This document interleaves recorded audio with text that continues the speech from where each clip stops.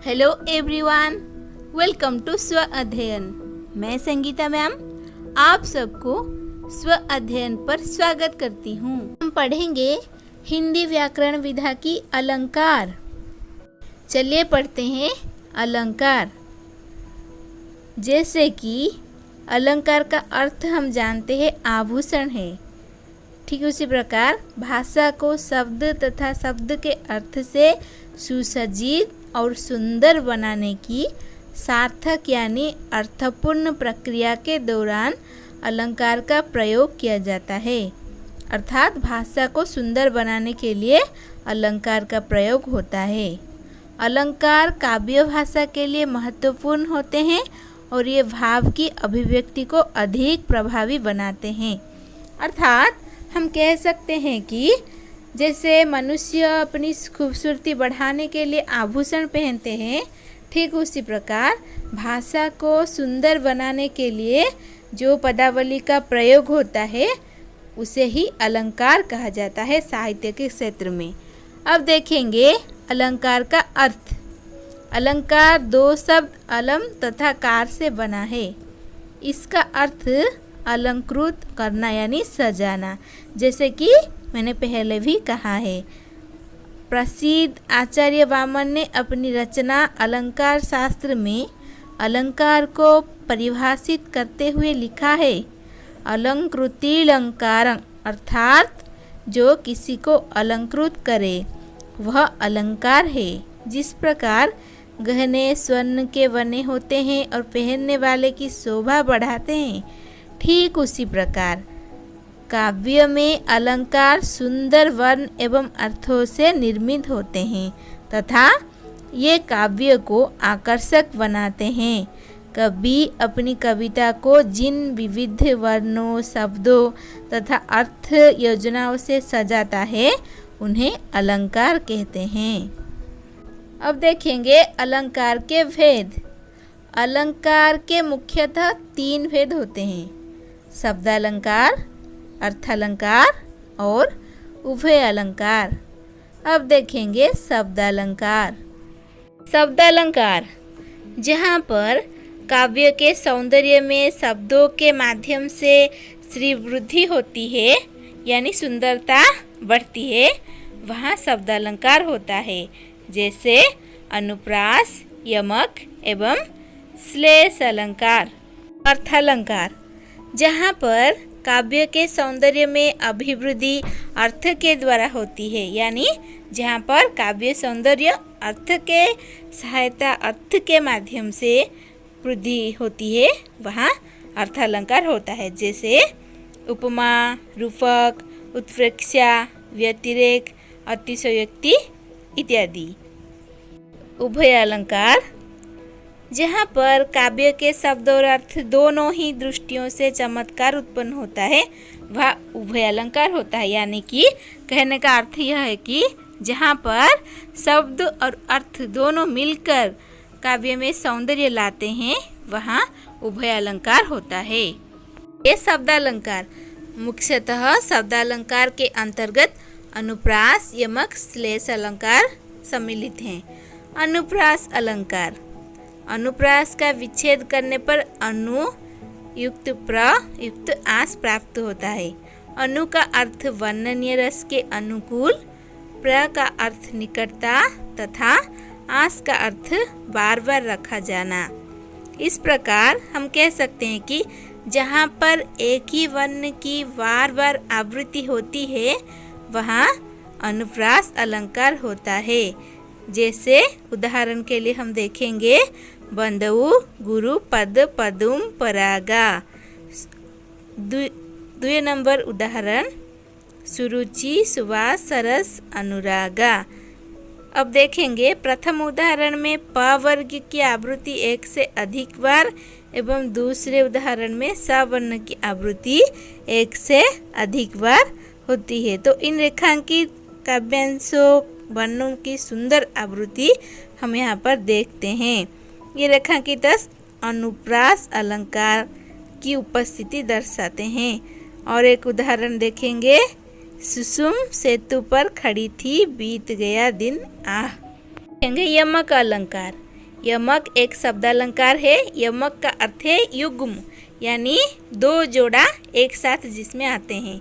इसमें भिन्न अर्थ के साथ किसी वर्ण अथवा शब्द की आवृत्ति होती है, अर्थात जहाँ पर एक शब्द की एक से अधिक बार आवृत्ति तो होती है पर अर्थ अलग होता है, वहाँ यमक अलंकार होता है। उदाहरण देखेंगे। कनक कनकते सो गुनी मादकता अधिकाय, वा खाए बोराय जग या पाए बोराय। इस काव्यांश में कनक शब्द की आवृत्ति 2 बार हुई है। प्रथम कनक धतुरे के लिए हुआ है तो दूसरा कनक सोने के लिए, यानी सोना जो गहना है सोने के लिए हुआ है, इसीलिए यहाँ यमक अलंकार है। युग्म जोड़ा तो आया है पर अर्थ अलग है। अब और एक उदाहरण देखेंगे। सूची वर के कर कुलीन लख कर। यहाँ पर कर और कर दोनों कर में रेखांकित है। इस काव्य पंक्ति में कर की आवृत्ति 2 बार हुई है। प्रथम कर का अर्थ हाथ है तथा दूसरे कर का प्रयोग सहायक क्रिया के रूप में हुआ, यानी क्रिया के रूप में हुआ, और पहला हाथ के रूप में। अर्थ अलग है, इसीलिए यहाँ पर हुआ यमक अलंकार। अब देखेंगे श्लेष। श्लेष शब्द का अर्थ श्लिष्ट, यानी चिपका हुआ, संश्लिष्ट, यानी एक शब्द में कई अर्थ चिपक कर है। श्लेष अलंकार का एक शब्द अलंकार का उदाहरण है। वैसे विद्वानों ने इसे लेकर मतभेद बहुत रखे हैं। कुछ आचार्य इसे अर्थालंकार भी मानते हैं, पर यह है शब्दालंकार।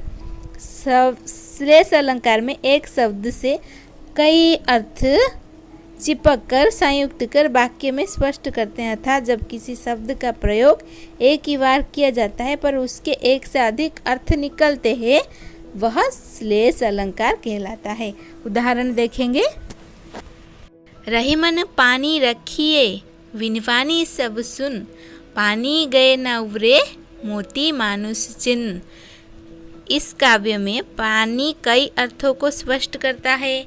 पानी का अर्थ यहाँ मोती, मनुष्य तथा चून से संबंध है। मोती के अर्थ में पानी चमक के लिए, मनुष्य के संदर्भ में आत्मसम्मान तथा चून के संदर्भ में जो चुना है व्यवहार किया गया है। अतः पानी यहाँ श्लेष अलंकार के रूप में मौजूद है।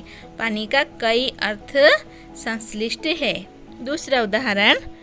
माया महाठगिनी हम जानी, तिरगुन फांस लिए कर डाले बोले मधुर वाणी। इस काव्यांश में तिरगुन शब्द में श्लेष अलंकार है। इसके 2 अर्थ है। पहला सत्य, रज एवं तम नामक 3 गुण तथा दूसरा 3 धागों वाली रस्सी। दोनों प्रकार के अर्थ प्रसंग के आधार पर संगत अर्थ प्रदान करते हैं, इसीलिए यहाँ पर श्लेष अलंकार हुआ। हम कह सकते हैं कि श्लेष का शाब्दिक अर्थ है चिपका हुआ, और जहाँ पर एक शब्द में अनेक अर्थ चिपक कर होते हैं वह श्लेष अलंकार होता है। अब देखेंगे अर्थालंकार। अर्थालंकार के अंतर्गत उपमा, रूपक, उत्प्रेक्षा, अतिशयोक्ति, मानवीकरण आदि अलंकार सम्मिलित हैं। उपमा अलंकार। उपमा का अर्थ है तुलना अथवा समानता। जहाँ पर 2 वस्तुओं की तुलना उनके रूप, रंग एवं गुण के आधार की जाए उसको उपमा अलंकार कहते हैं। जैसे हम कहते हैं कि चांद सा चेहरा, सुंदर मुखड़ा, ठीक उसी प्रकार उपमा के लिए उपमेय, उपमान समानतावाचक तथा समान धर्म की जरूरत होती है। उपमेय वे शब्द होते हैं जिनकी उपमा दी जाती है। उपमान वैसे शब्द होते हैं जिनके द्वारा उपमा दी जाती है, यानी तुलना की जाती है। समानतावाचक वाक्य अव्यय होते हैं, जैसे ज्यों, सम, यानी तुलना के लिए हम जो वाक्य को जोड़ने के लिए प्रयोग करते हैं अव्यय शब्द को, वो समानतावाचक वाक्य। हरि पद कोमल कमल से। इस काव्य पंक्ति में हरि भगवान के पैरों को कमल के समान कोमल बताया गया है, अर्थात हरि के चरण यानी पैर की तुलना कमल फूल से की गई है। हरि पद, हरि के पाँव कमल पुष्प जैसा कोमल है। यहाँ पर उपमा अलंकार है, उपमा दिया गया है। दूसरा उदाहरण, नवल सुंदर श्याम शरीर की सजल निरद सी कल कांति थी। यहाँ पर निरद उपमान है, श्याम शरीर उपमेय है, सी अव्यय पद है तथा कल समान धर्म को सामने लाने वाले शब्द है। यहाँ श्याम के शरीर की उपमा निरद से दी गई है, जैसे कि नवल सुंदर श्याम शरीर, सुंदर श्याम का शरीर सजल निरद सी कल कांति थी, यानी सजल जल भरे निरद सी बादल सा है। कृष्ण का शरीर को बादल के साथ तुलना किया गया है, इसलिए यह हुआ उपमा अलंकार, उपमा देकर तुलना किया गया है। आगे देखेंगे रूपक अलंकार। रूपक शब्द का अर्थ होता है एकता, वस्तुओं के बीच अभिन्नता को स्पष्ट करना रूपक अलंकार का मुख्य गुण है। एक अर्थ अलंकार है जिसमें पूर्ण साम्य होने के कारण प्रस्तुत में अप्रस्तुत का आरोपण करके अभेद की स्थिति को स्पष्ट किया जाता है। जहाँ उपमेय और उपमान के भेद समाप्त हो जाते हैं, अर्थात उपमेय और उपमान में कोई अंतर नहीं रहता, वह रूपक अलंकार होता है। अर्थात जिसके साथ तुलना किया जाता है और जिसका तुलना हम करते हैं, दोनों में अभिन्नता है। जहाँ पर ऐसी स्थिति होगी वहाँ पर रूपक अलंकार होगा। उदाहरण देखेंगे, विति विभावरी जागरी, अंबर पनघट में डूबो रही, तारा घट उषा नागरी। इस काव्यांश में अंबर आकाश से, पनघट तारा में, घट कुंभ यानी कुंभ सदृश तथा उषा यानी प्रातः में नगरी की अभिन्नता को प्रस्तुत किया गया है। अतः यह रूपक अलंकार है, यानी ये जो प्रातःकाल का समय को ऐसा उपमा देकर यहाँ पर प्रस्तुत किया गया है, आकाश की शोभा को, यह सभी रूपक अलंकार है। अभिन्नता जो प्रकट होती है शोभा में और प्रातःकाल के समय में, वहाँ यहाँ पर वर्णित है वो सब। ओ चिंता की पहली रेखा, अरे विश्व वन की व्याली, ज्वालामुखी स्फोट के भीषण कंपसी मतवाली। इस काव्यांश में चिंता में विश्व वन की व्याली तथा ज्वालामुखी स्फोट जैसे उपमानों का आरोपण हुआ है। तो देखो, यहाँ पर चिंता को विश्व वन की व्याली तथा ज्वालामुखी विस्फोट के साथ तुलना किया गया है। दोनों में कोई भिन्नता नहीं है, दोनों अभिन्न है, ऐसा कहा गया है। इसीलिए ये होगा रूपक अलंकार। अब देखेंगे उत्प्रेक्षा अलंकार। उत्प्रेक्षा का अर्थ है किसी वस्तु के संभावित रूप की उत्प्रेक्षा करना। जहाँ पर उपमेय में उपमान की संभावना प्रकट की जाती है, वहाँ उत्प्रेक्षा अलंकार होता है। उत्प्रेक्षा एक अर्थालंकार है। यह विलक्षण कल्पना के रूप में काव्य को विशिष्टता प्रदान करता है, अर्थ को चमत्कारपूर्ण तथा आकर्षक बनाता है। इसलिए ही काव्य में उत्प्रेक्षा अलंकार का प्रयोग होता है। उत्प्रेक्षा अलंकार में मानो, जानो, जनु, मनु इत्यादि शब्द का प्रयोग होता है। तो समझने के लिए हम उदाहरण देखेंगे। फूले कास सकल माही छाही, जनु वर्षा ऋतु प्रकट बुढ़ाई। इस काव्यांश में कास के फूल उपमेय में है। वर्षा ऋतु के बुढ़ापे की संभावना प्रस्तुत की गई है। यहाँ कास का फूल प्रस्तुत तथा वर्षा ऋतु का बुढ़ापा अप्रस्तुत के रूप में है। प्रस्तुत में अप्रस्तुत की संभावना प्रकट की गई है, अतः यहाँ उत्प्रेक्षा अलंकार है। यानी कि जो वास्तव नहीं है परंतु संभावना है। देखो, फूले कास सकल माही छाई, जनु वर्षा ऋतु प्रकट बुढ़ाई। मानो कहा गया है जैसे कि वर्षा ऋतु की बुढ़ापे में कास के फूल प्रस्फुटित होते हैं, पर ये तो सच नहीं है ना, सिर्फ एक कल्पना है जो संभावना है। ठीक वैसे कहा गया है, इसलिए यहाँ पर उत्प्रेक्षा अलंकार है। दूसरा उदाहरण देखेंगे। झुक कर मैंने पूछ लिया, खा गया मानो झटका। इस काव्यांश में पूछना उपमेय में झटका खाना यानी उपमान की संभावना प्रस्तुत की गई है, अतः यह उत्प्रेक्षा अलंकार है। यानी कि देखो बच्चों, झुककर मैंने पूछ लिया, खा गया मानो झटका। यहाँ पर क्या सच में हमने झटका खा लिया पूछने से? नहीं, यहाँ पर संभावना है, यानी ऐसी तुलना किया गया है कि मानो झुककर मैंने पूछ लिया और मैंने झटका खा लिया, यानी कि संभावना है ऐसे। ये जो प्रस्तुतिकरण यहाँ पर हुआ है ये उत्प्रेक्षा अलंकार है। नंबर 4, अतिशयोक्ति अलंकार। जब किसी की अत्यंत प्रशंसा करते हुए कोई बात बहुत बढ़ा चढ़ाकर अथवा लोक सीमा का उल्लंघन करके कही जाए तब वहाँ अतिशयोक्ति अलंकार उपस्थित होता है। उदाहरण हम देखेंगे, उदाहरण इसे समझने के लिए। तो पहले हम समझ जाते हैं अतिशयोक्ति क्या है।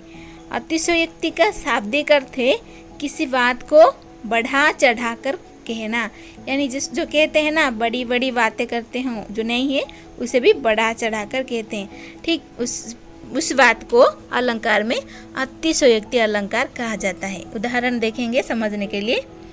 हनुमान की पूंछ में लगन न पाई आग, सारी लंका जारी गई, गए निशाचर भाग। यहाँ पर हनुमान की पूंछ में आग लगाने के पहले ही सारी लंका का जलना और राक्षसों के भागने का बढ़ा चढ़ाकर वर्णन होने से अतिशयोक्ति अलंकार कहते हैं। देखो बच्चों, पहले क्या यहाँ पर जो वर्णित है, हनुमान की पूंछ में आग लगाने से पहले ही लंका जलकर भस्म हो गया, ये तो सही है नहीं ना।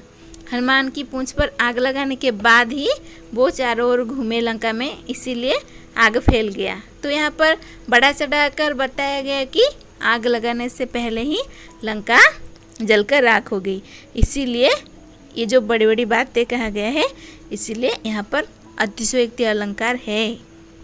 देखी सुदामा की दीन दशा, करुणा करके करुणा निधि रोए, पानी परात को हाथ छुए, नहीं नैनन के जल सो पग धोए। देखो यहाँ पर कहा गया है कि यहाँ आँखों से अनपेक्षित आंसुओं को अविरल धारा के रूप में प्रस्तुत किया गया है, जिसके कारण सुदामा के पैर धोने के लिए अन्य जल की आवश्यकता नहीं पड़ी, अतः यहाँ अतिशयोक्ति अलंकार है। यानी कि यहाँ पर क्या कहा गया है, सुदामा को देखकर कृष्ण भगवान की आंखों से आंसू ऐसे बहने लगे कि उन सुदामा के पैर धोने के लिए और जल की आवश्यकता भी नहीं पड़ी। ये तो सच नहीं है ना, अतिशयोक्ति है, इसीलिए यहाँ पर अतिशयोक्ति अलंकार का प्रयोग किया गया है। देखेंगे मानवीकरण अलंकार। जहाँ जड़ वस्तुओं अर्थात प्रकृति पर मानवीय चेष्टाओं का आरोप किया जाता है वह मानवीकरण अलंकार होता है। अर्थात प्रकृति में भी जीवन है, जहाँ पर प्रकृति में भी चेतना होने का आरोप किया जाता है वहाँ पर मानवीकरण अलंकार होता है। यानी प्रकृति को नारी रूप में, मानव रूप में ऐसा चित्रण किया जाता है। यहाँ पर ऐसे चित्रण किया जाता है मानो ये प्रकृति में भी जीवन है। यहाँ पर प्रकृति पर भी मानवीय क्रियाओं का आरोप किया जाता है, अर्थात जहाँ प्रकृति को मानव की तरह चेतन यानी जीवित और क्रियाकलाप युक्त करते हुए चित्रित किया जाता है वहाँ मानवीकरण अलंकार होता है। उदाहरण देखेंगे। आ रही रवि की सवारी, नव किरण का रथ सजा है, कली कुसुम से पथ सजा है, बादलों से अनुचरों ने स्वर्ण की पोशाक धारी। अर्थात इस काव्यांश में सूर्य का अर्थ रवि, उनका मानवीकरण करके उसकी एक ऐसे राजा से कल्पना की गई है जो धरती पर उतरने की तैयारी में है। इसमें बादलों को अनुचर कहा गया है, यानी यहाँ पर आ रही रवि की सवारी, रवि यानी सूर्य, यानी प्रातः काल का वर्णन किया गया है यहाँ पर। यानी जैसे पूर्व दिशा में सूर्य निकलते हैं तो कवि ऐसा यहाँ पर रचना किए हैं, वो कहते हैं कि रवि की सवारी आ रही है, यानी सूर्य एक राजा की तरह रथ पर बैठकर सवार होकर आ रहे हैं। और वो कहते हैं कि बादल उनके अनुचर है, बादलों से अनुचर ने स्वर्ण की पोशाक धारी, यानी जो सुनहली रंग दिखते हैं सूर्य, यहाँ पर कहा गया है वो स्वर्ण पोशाक पहनकर आते हैं, रवि निकल कर आते हैं। यहाँ पर प्रकृति का मानवीकरण हुआ है। फूल हंसे कलियां मुस्कुराई। फूल तो सिर्फ खिलते हैं, हंसते नहीं, कलियां भी मुस्कुराते नहीं, पर उनका खिलना को यहाँ पर ऐसे चित्रित किया गया है जैसे कि वो हंसते हैं। इसीलिए यहाँ फूलों का हंसना, कलियों का मुस्कुराना मानवीय चेष्टाएं हैं, अर्थात यहाँ फूलों की तुलना मानव से कर दी गई है। इसीलिए यहाँ पर मानवीकरण अलंकार का प्रयोग हुआ है।